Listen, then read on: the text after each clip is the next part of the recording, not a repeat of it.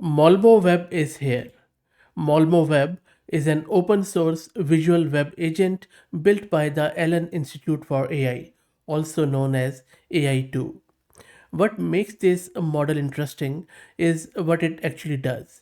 Given a plain English instruction, it controls a real web browser autonomously. So yes, this model is all about browser control. It takes screenshots of whatever page is currently open, decides what actions to do next, click, type, scroll, navigate, executes that action, takes another screenshot, and keeps going until the task is done. It never reads the HTML source or any structured page data. It works purely from what it sees on screen, exactly like a human would. This is Fahad Mirza and I welcome you to the channel. In this video we are going to install this MolmoWeb on our local system and we are going to test it out on a task. Also, please like the video and subscribe and consider becoming a member. Please also follow me on X if you're looking for AI updates without any hype. You can also check out on the channel that we have been covering these Olmo, Molmo and various other tools from LNAI from day one. And the great thing about this lab is that not only they released the open weight open source models, but also released all the training recipes with data sets, which is really commendable. Though recently I think they are having some issues around the funding, but that is a topic for another time. So I'm going to use this Ubuntu system. I have this GPU card NVIDIA RTX 6000 with 48 GB of VRAM. If you're looking to rent a GPU on very affordable price, you can find the link to Master Compute in video's description with a discount coupon code of 50% for a range of GPUs. First up, let's git clone the repo and I will drop the link to it in video's description. Secondly, what I'm going to do in this video, I'm going to install this thing with UV. If you don't know what UV is, it is a Python package manager. I already have UV installed, and if you don't know how to, install UV, you can search my channel. I already have done video with it. I'm going to create a virtual environment with UV and then just initialize it with Python and with the GitHub repo source, because I'm running it from the root of the repo. And this is just going to install everything which is needed, and that is going to take a couple of minutes. So let's wait. While it does that, let's talk more around the model. So the model comes in two sizes, by the way, 4 billion and 8 billion. We are going to go with 8 billion.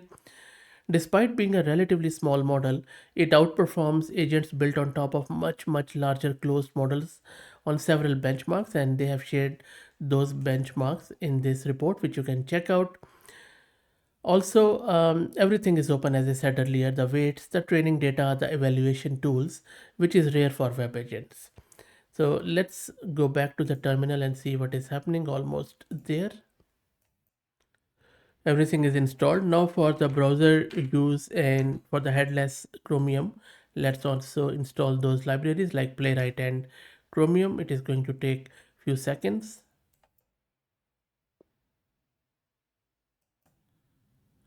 And these are also installed. Let's download the model. The good thing is that they have also provided the script to download weights from Hugging Face. So let's wait for it. And the model is downloaded. You can also set this environment, though I think script also sets it. You really don't need to run it. Next up, we would need to start the server so that we could serve the model locally, which we have just downloaded. And now the model is being served on our local system at this port 8001. Let's try it out. And meanwhile, you can see that now it is being served properly. Let me show you the VRAM consumption for this model. So it is consuming close to 17 gig of VRAM. Okay, let me clear the screen. Now let's try it out. I'm going to run this script from the root of the repo.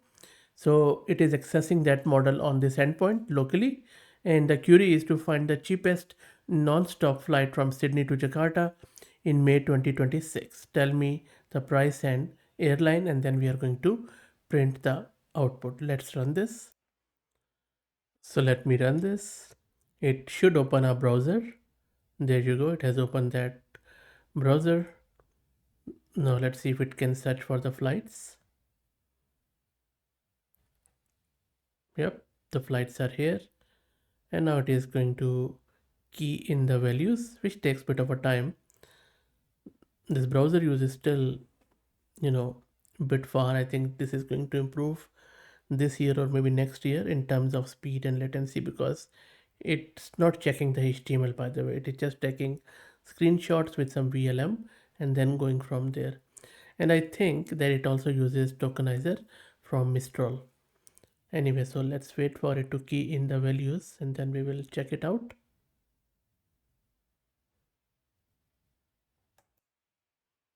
And it has keyed in the values, as you can see, and now it is searching for it.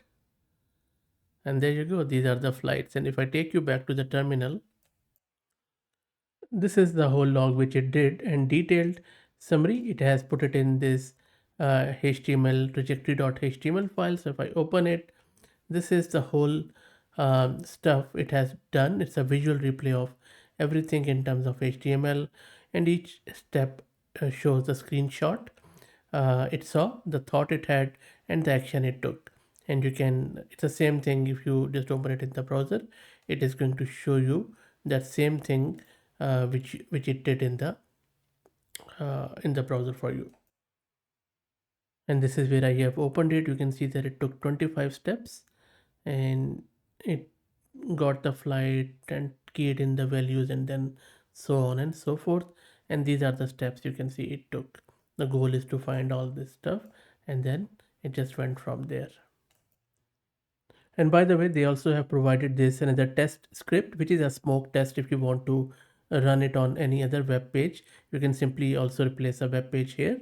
So let me run this in front of you to show you what I mean. So when I run this, what it is going to do, it is going to send a pre-included screenshot of the AI2 career page to the model server, along with a question, as you can see here, about job titles listed on the page. So it is verifying the server is running and the model is responding correctly. And then from there you can modify it and just use your own stuff, as we did in the previous demo.